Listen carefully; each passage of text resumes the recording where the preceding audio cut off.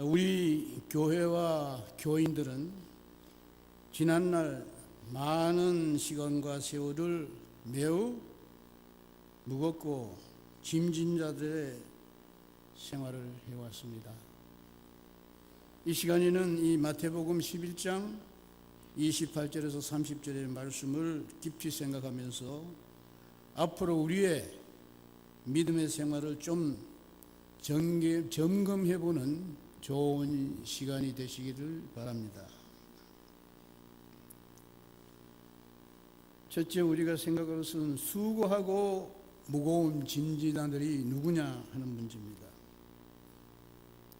우리 인간은 아담과 하와가 에덴 동산에서 쫓겨난 이후부터 수고하고 무거운 짐을 지는 자들이 되었습니다. 사람은 허물과 죄를 범하고 수치를 알고 허물을 가리려 합니다. 그래서 인간이 옷을 입는다는 것은 허물과 욕망과 사치에 따른 수고와 무거운 짐을 지기 시작하는 것입니다.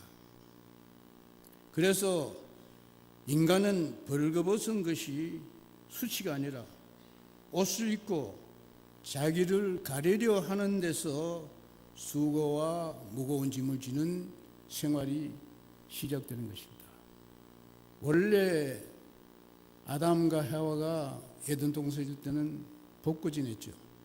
네이티비티라는데 이것은 부끄러운 것도 아니고 이것이 순진하고 깨끗한 것입니다. 그런데 인간이 옷을 입기 시작하면서 이 세상에는 여러 가지 제약도 일어나게 되고 그때부터 우리 인간은 무거운 짐을 지고 수고하는 사람이 된 것입니다. 우리가 창세기 3장 9절을 보면은 하나님이 아담과 헤어를 향해서 너가 얼굴에 땀을 흘리며 식물을 먹고 필경이는 흙으로 돌아갈 것이라 이렇게 말씀했습니다. 인간의 수고라는 것은 자의로 하든 타의로 하든 간에 일을 해야 하는 그런 짐을 지는 것이 수고죠. 무거운 짐이라는 것은 인간의 욕망과 범죄로 인하여 더 무거운 짐을 지게 되는 것을 말하는 것입니다. 그래서 우리 인간의 가장 무거운 짐은 범죄함으로 우리의 양심에 짐을 지는 것이 제일 무거운 짐인 것입니다. 이처럼 인간의 수고와 무거운 짐은 아담으로부터 시작된 인간으로 말미암아 인간이 지게 되는 것이며 이것은 오늘날 우리 이 세상을 살고 있는 우리 모두들이 익히 잘 알고 있는 것입니다. 하나님이 진 것도 아니고 다른 사람이 진 것도 아니고 우리 인간이 인간의 말미암아 인간이 지게 되는 것이 수고하고 무거운 짐입니다. 이것은 오늘날 우리가 살고 있는 모든 생활이 바로 이 실상이고 그 내용입니다. 그래서 로마서 3장 10절에서 11절에 보면은 기록된 바 의인은 없나니 하나도 없으며 선을 행하는 자도 없나니 하나도 없도다 했습니다. 그 입에는 저주와 악독이 가득하고 그 발은 피 흘리기에 바쁜지라 파멸과 고생이 그 길에서 했나니 평강의 길을 알지 못하고 저의 눈앞에는 하나님을 두려워함이 없도다 이렇게 말씀했어요. 그래서 우리 인간만으로는 이 세상에서 육체적으로나 정신적으로 시간이 가면 갈수록 모두 수고와 무거운 짐을 지고 살아야 되는 것이 우리 죄인들의 모습입니다.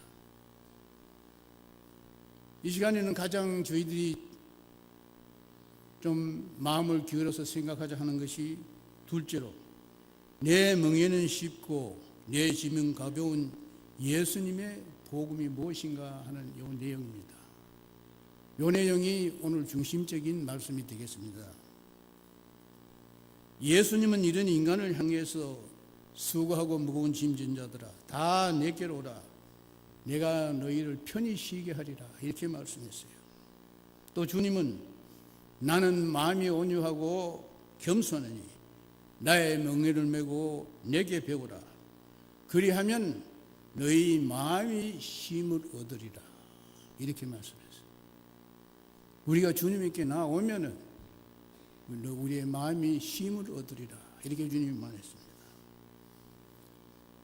요한복음 3장 16절에 있는 말씀은 우리가 잘 아는 복음 신앙의 요절입니다. 저도 어릴 때 유년주일학교 다닐 때부터 이 요한복음 3장 16절은 늘 우리가 외우지요. 우리 아마 성도들이 다 이 말씀을 외우고 있을 것입니다. 하나님이 세상을 이처럼 사랑하사 독생자를 주었으니 이는 저를 믿는 자마다 멸망치 않고 구원을 얻게 하려 하십니다. 영생을 얻게 하려 하십니다. 이 말은 우리가 다 하는 말이에요.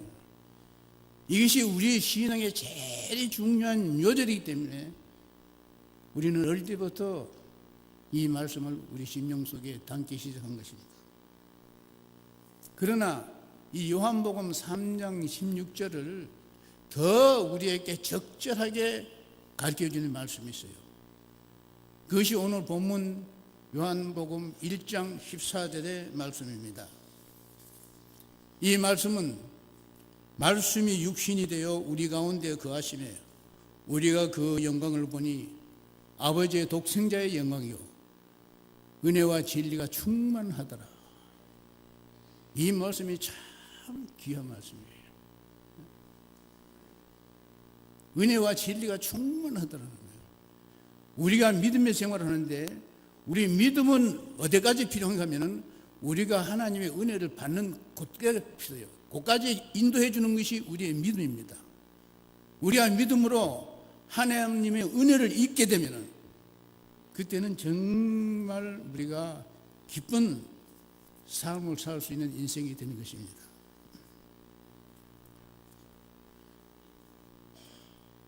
이에서 오늘 이 시간에는 이 성육신의 말씀, 하나님이 말씀을 읽던 하나님의 육신을 입고 이 인간 세상에 오셨다. 이것이 예수님의 탄생을 말씀하시는 겁니다. 이 성육신의 복음 진리가 무엇인가? 이것을 오늘 좀 우리가 깊이 좀 생각해 보고자 하는 것입니다. 구약 시대에 우리 하나님을 먼저 생각해 봅시다. 구약 시대에 하나님은 어떤 하나님입니까? 오직 십계명의 말씀으로만 인간을 상정했어요. 우리는 하나님을 볼 수도 없고 하나님은 늘 북골 가운데서 구름 속에서 말씀으로만 우리 인간하고 상종하신 것이 구약의 하나님입니다. 그래서 구약 시대에는 우리 인간이 하나님을 볼 수도 없지만 보게 되면은 직사하는 것이에요. 바로 죽어버려요. 이렇게 무서운 하나님이었어요. 오직 선지자를 통해서 말씀으로 우리와 상종하는 것이 구약의 하나님입니다. 그래서 우리는 하나님 앞에 늘 성전에서 희생제사 예배를 드리고 율법의 계명으로 믿음의 생활을 해야 되는 것이 우리 구약의 신앙생활이었어요. 그런데 이런 신앙생활을 하던 이스라엘이 실패했습니다. 성공 못했죠. 그러면 이제 신약시대가 되는데 신약시대에 하나님은 어떤 하나님입니까? 예수 그리스도이신 인간 예수가 육신으로 이 세상에 와서 우리 인간과 1대1로 같이 사시면서 복음을 전파한 것이 우리 신약시대의 우리 그리스도인의 삶입니다.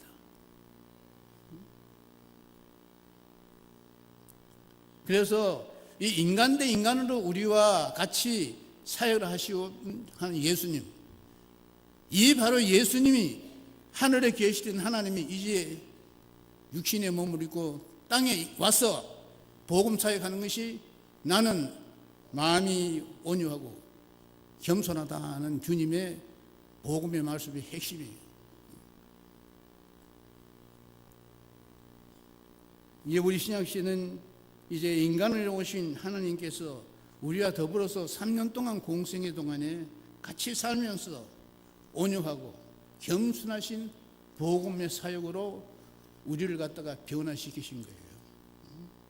그래서 나는 마음이 온유하고 겸손하니 나의 명예를 메고 나를 배우라 그랬어요. 우리가 이 세상에 살면서, 우리가 신앙생활하면서 우리가 하나님의 말씀을 통해서 얼마나 예수님을 배우고 있느냐 말이에요.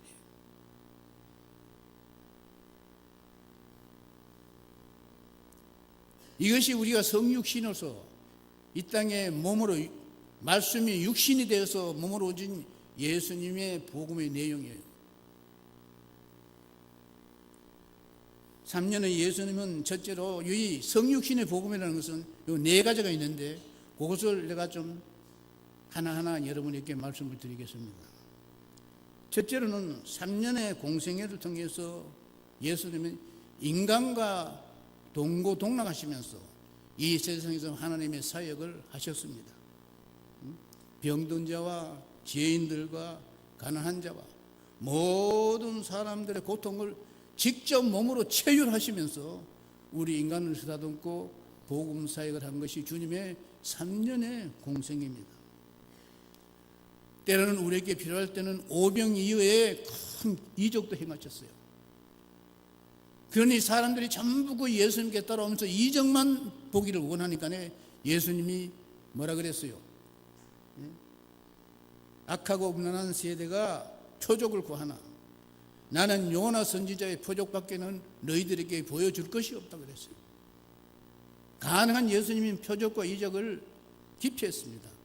꼭 필요할 때 자기에게 많은 무리가 몰려들 때 이들을 먹여야 되니까 그때만 이적을 행하신 것을 우리가 볼 수 있습니다. 이래서 3년의 공생에서 우리 인간과 동록동락하면서 우리와 같이 어렵고 힘든 일을 다 같이 겪고 하시면서 우리에게 하나님의 명예를 배우라. 이렇게 하는 것이 말씀이 육신이 되는 성육신의 제일 첫째 진리입니다. 3년 동안 우리 인간과 동록동락하면서 예수님을 저희들에게 가르쳐 주시고 보여주시면서 수고하고 무거운 짐진이들아 다 내게 배우라고 하신 거예요. 둘째는 뭡니까? 이 3년 동안에 예수님께서 계시면서 우리의 죄를 씻기 위해서 십자가에 돌아가신 것입니다.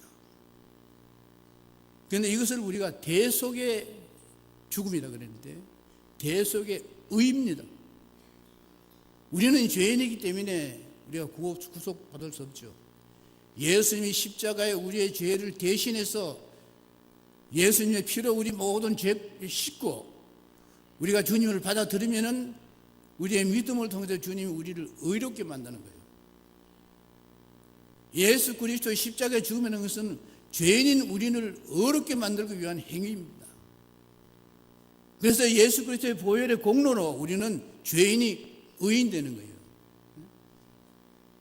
이 십자가의 복음 진리가 바로 이것이에요.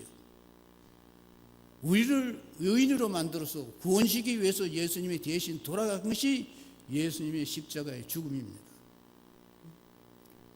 이것이 이 땅에 오신 예수님이 제일 중요하게 우리에게 행하신 복음이에요.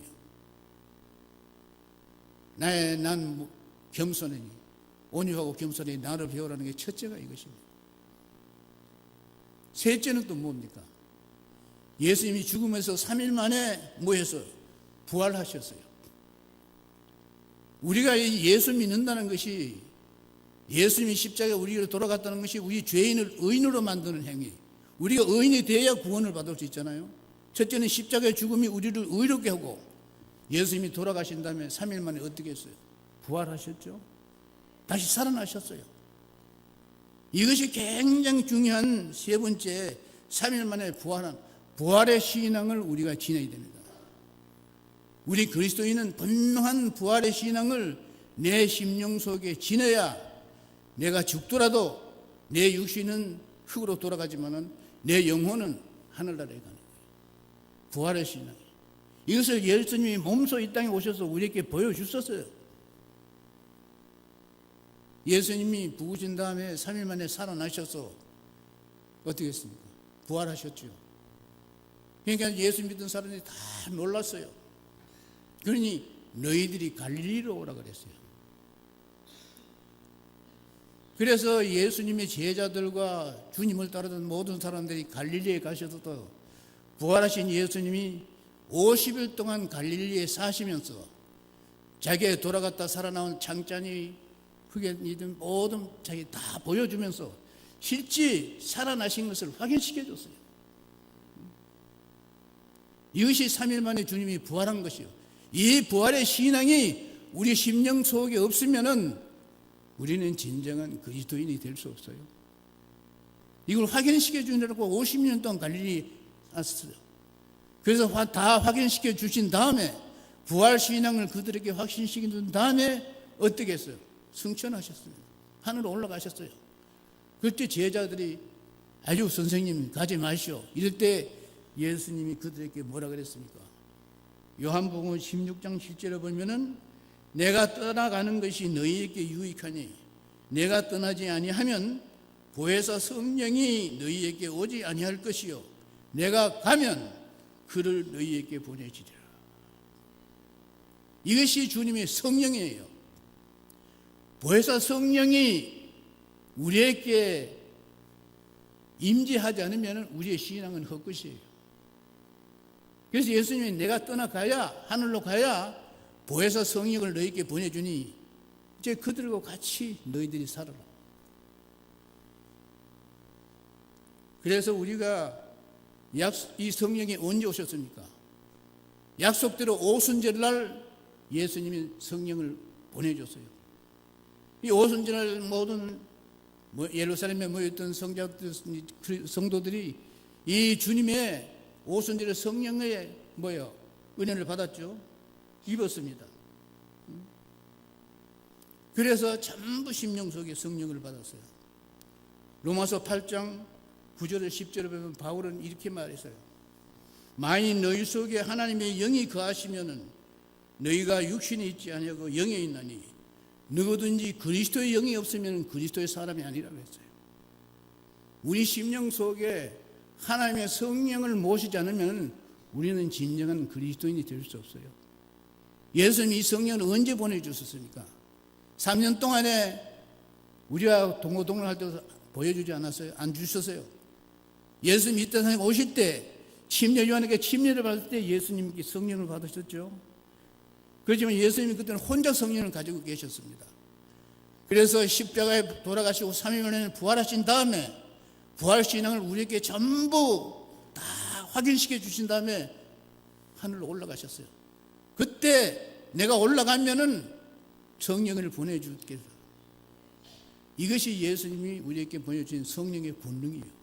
이걸 우리가 받아야 우리가 진정한 크리스찬이 될 수 있는 것입니다. 그래서 바울에서 로마서에서 우리가 그리스도의 영이 없으면 우리가 그리스도인이 아니라 그랬어요.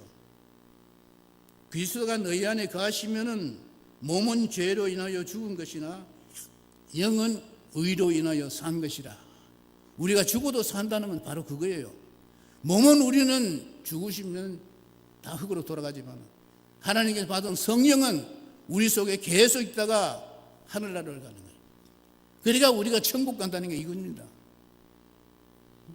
예수님이 우리에게 영생을 시키기 위해서 십자가에 돌아가셔서 3일 만에 부활하신 다음에 보혜사 성령을 보내주셔서 우리 예수 믿고 침례받은 사람은 심령 속에 전부 성령을 모셔야 돼요.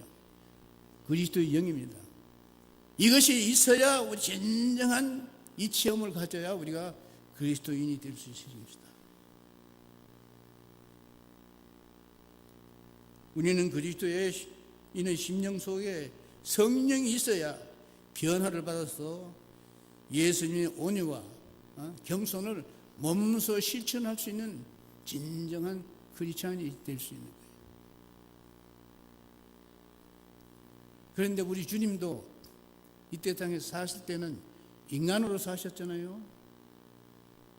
그래서 우리 직접 우리 인간의 모든 어려움과 슬픔과 고통과 기쁨을 전부 몸소 체휼하셨다고 그랬어요.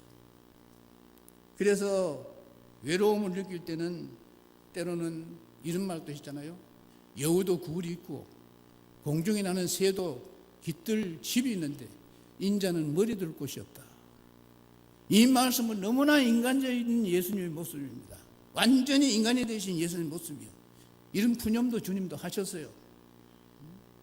이거는 정말 인간적인 주님의 모습을 우리가 볼 수 있는 것입니다. 그런가 하면은 우리 마가복음 8장 27절 이하의 몇 절을 보면은 이 주님이 십자가의 순환을 한 6개월쯤 앞두고 하신 말씀입니다. 앞두고 번민하사 심령이 굉장히 긴장감을 느낄 때 이때 하신 말씀인데 이런 말을 했어요. 마가복음 8장 7절에 보면은 제자들을 향해서 어떻게 말하니까요. 아직도 알지 못하며 깨닫지 못하느냐? 너희 마음이 둔하냐? 너희가 눈이 있어도 보지 못하고 귀가 있어도 듣지 못하느냐? 또 기억지 못하느냐?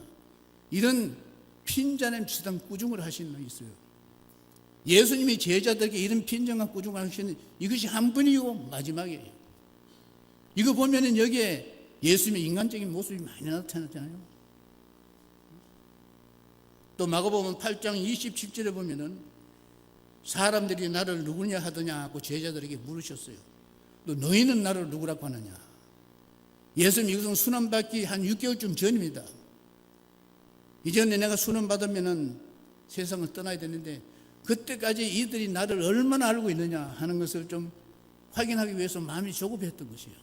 그래서 이런 말을 했고, 그 다음에 마가복음 8장 31절에 보면은 인자가 고난을 받고 장로들과 제사장들과 서기관들에게 버림받아 죽임을 당하고 사흘 만에 다시 살아나야 할 것을 비로소 제자들에게 가르쳤다. 우리가 이런 복음의 모든 성경의 내용을 보면 정말로 예수님이 인간 되신 예수님이고 하나님인 것을 우리가 알 수 있어요. 이런 말씀 속에서 우리는 참으로 인간이 되신 예수님의 진정한 모습과 십자가에 돌아가신 참 인간과 참 신이 되신 예수 그리스도의 모습을 우리가 여기서 발견할 수 있는 것입니다. 우리는 주님의 제자들이 언제 진정한 크리스찬이 된 것 같아요? 여러분은 언제 된 것 같아요? 예수님의 제자들이 진정으로 크리스찬이 된 것은 예수님이 십자가에 돌아가신 후에 어떻게 보면 다 도망가 버렸어요. 무서워서. 3일 만에 예수님이 부활하셨다는 소식을 듣고 다시 무덤까지 와봤어요. 그래서 예수님이 갈릴리 계신 줄 갈릴리 갔습니다. 그래서 제자들에게 예수님이 다 자기의 창자국, 못자국을 다 보여주면서 나에게 내가 살아났다. 이걸 보여주셨습니다. 그래도 그들은 아주 완전한 크리스찬이 되지 못했습니다. 그런데 오순절날 성령을 이 땅에 보내주면서부터 우리 그리스도인의 심령 속에는 전부 하나님의 성령을 모실 수 있는 길이 열린 거예요. 그래서 예수님의 제자들 보면은 모든 이 주님과의 공생애가 끝나면서 예수님이 마지막 날 오순절날 예루살렘에 모였을 때 어떻게 했습니까? 우리가 사도행전 1장 8절에 보면은 오직 성령이 너희에게 임하시면 너희가 권능을 받고 예루살렘과 온 유다와 사마리아와 땅끝까지 이르러 내 증인이 되리라. 오직 성령이 너희에게 임하시면, 이 오순절에 임하신 성령을 제자들이 다 받았어요. 그때부터 이 사람들은 사람의 180도 달라졌잖아요. 무식하던 사람이 유식하게 되고, 겁쟁이들이 담대해서 죽음을 무릅쓰고 주님의 복음을 전하는 주님의 제자들이 된 것을 우리가 볼 수 있습니다. 우리는 성령을 힘입어야 돼요. 성령을 힘입어야 돼요. 말씀이 육신이 돼서 우리 인간이 됐다는 예수님의 이 복음 사역의 네 가지 중요한 거, 이것을 우리가 깊이 하나님의 말씀을 통해서 우리 심령 속에 명심을 해야 우리의 심령도 성령으로 변화받을 수 있어요. 그래야 우리가 정말 참 크리스찬이 되는 것입니다. 예수님의 제자들도 그랬어요. 우리도 그런 거예요. 그래서 요한복음 1장 14절에 있는 이 말씀이 육신이 되어서 우리 가운데 거하심에 우리가 그 영광을 보니 하나님의 독생자의 영광이요 은혜와 진리가 충만하더라. 이 은혜라는 것은 이제 십자가의 의로 우리가 의인이 되어가지고 하늘나라에 갈 수 있는 그런 특권을 가진 것입니다. 이게 은혜예요. 이 은혜와 진리가 충만하더라. 이것이 나는 마음이 온유하고 겸손하니 내게서 배우라. 내 멍에는 쉽고 내 짐은 가볍다 하는 주님의 말씀의 내용이 바로 이거예요. 말씀이 육신이 되는 성육신의 3년의 복음 생활 속에서 다 나타나는 것입니다. 구약의 그 무시무시한 하나님이 말씀으로만 우리 인간과 상종하던 하나님이 이제 육신이 돼가지고 우리 속에 나타나서 우리에게 하나님의 성령의 체험을 갖도록 만들어 주신 것입니다. 이제 삭개오 누가복음 19장 1절에 10절에 있는 삭개오의 예화를 가지고 제가 말씀을 마치겠습니다. 누가복음 19장 1절 10절에 보면은 삭개오의 예화가 나옵니다. 삭개오는 아브라함의 자손이요 세례장이요 부자였습니다. 이런 삭개오가 왜 예수님을 찾았어요? 자기가 평생 소원하던 부자가 됐어요. 또 키도 작아서 자기도 열등의식이 좀 있었는데 그 세리장이 되면서 그런 것도 다 벗었어요. 그런 삭개오가 왜 예수님을 찾았어요? 이것은 우리가 그때 이 로마의 총독과 그 다음에 이 세리장의 관계를 잘 알아야 이해가 할 수 있어요. 이 당시 로마는 세계를 다 점령하면은 각 점령한 지역마다 총독을 파송해요. 그래서 로마 총독은 어느 지역에 가든지 시한이 2년입니다. 2년 동안의 총독의 임무는 그 지역에 반란이 나지 않도록 치안을 철저히 지키는 것이 첫째고, 둘째는 로마의 제국에 바칠 세금을 받아보는 거예요. 세금을 어느 지역에 얼마나 부담하라 그러면 그것을 충족시켜줘야 그 다음에 총독이 2년 지난 다음에 좋은 자리를 갈 수 있어요. 그래서 이 로마의 총독은 2년의 기한 동안에 자기의 세금 충당하고, 그래가지고 로마에 바칠 세금을 충당시키고, 또 자기도 돈이 있어야 정치를 해가지고 다음 좋은 자리 갈 거 아니에요. 이것이 핵심이에요. 이렇게 세금을 객출하려면은 이 유대인들의 사정을 잘 아는 사람을 세리로 세워야 되죠. 그래서 삭개오가 세리장까지 됐다면은 이것은 유대인의 모든, 누구는 돈이 있고 누구는 재산이 많고 이것을 잘 알아서 그들로부터 그 돈을 각출했는데 아주 성공적인 자기의 임무를 수행했기 때문에 세리장까지 된 것입니다. 그래서 사회적인 기반도 잡고 돈도 많은 부자가 되는데 왜 이 사람이 주님을 찾았어요? 세리가 되고 나면은 반대급부가 뭔가 하면은, 세리라 하면은 유대인들은 저건 매국노다.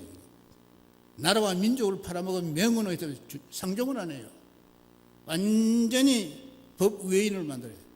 그 사람은 죽여도 법에 걸리지도 않고 이렇게 완전히 인간과의 교제를 단절해 버리는 것입니다. 세리가 되면.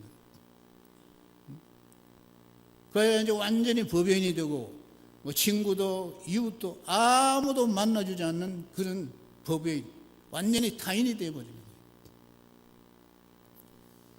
아무리 돈을 많이 벌고 돈이 많고 자기가 세리장까지 되었지만 사람과 접촉을 못하고 만나서 놀 친구가 없고 정을 나누는 이웃이 없는데 무슨 사는 재미가 있어요?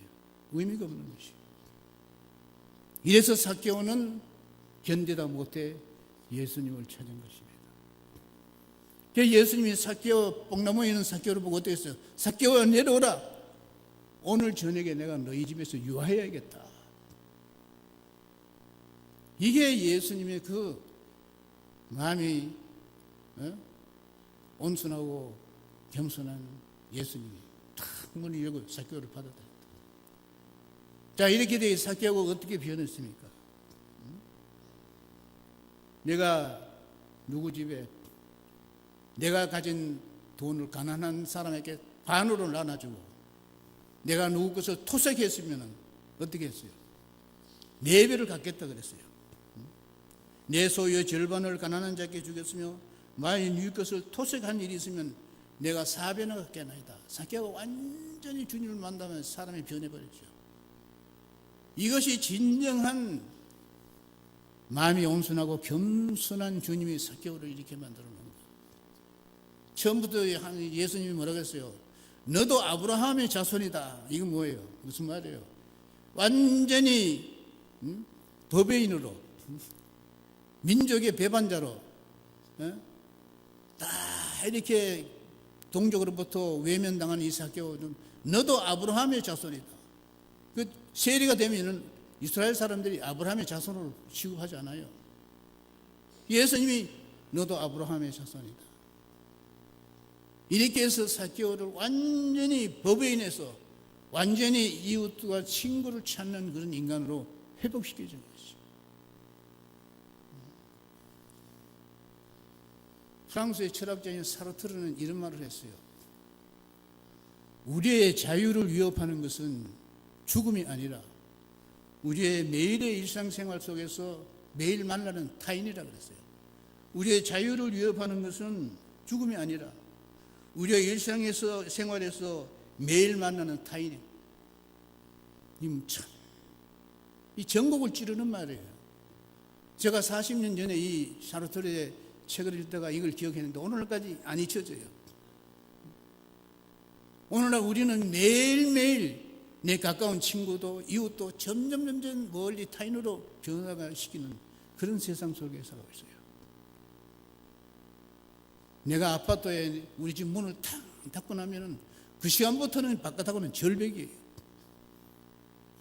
우리 가족 외에는 아무도 그 문을 열 수 없어요. 그렇게 외로이 혼자 살고 있고 내 이웃이 어떤 사람이 사는지 무슨 일을 하는지 하나도 몰라요. 우리도 그런 타인으로 점점 변해가고 있는 세상 속에 살고 있어요.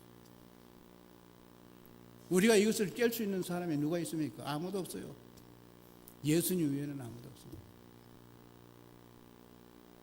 우리가 교회 생활을 하고 신앙생활을 한다는 것은 이런 타인이 완전히 예수 그리스도를 통해서 정말 이웃을 만나고 친구를 만나고 친척들 만나고 형제를 만나는 이런 사람으로 우리가 변화되어야 됩니다. 이게 우리 진정 그리스도인이 변화되어야 될 모습이에요. 우리가 이렇게 변하면은 예수님께서 나는 심령이 가난하고 온순하니 내게서 와서 배우라 하는 이런 예수님이 우리를 정말 환영해 주실 것입니다. 그다음에 우리 교인들도 굉장히 어려운 시간을 많이 보냈습니다. 그래서 우리가 수고하고 무거운 짐을 다 털어버릴 수 있는 그런 참된 크리스찬의 길로 가기를 바라서 말씀을 드렸습니다.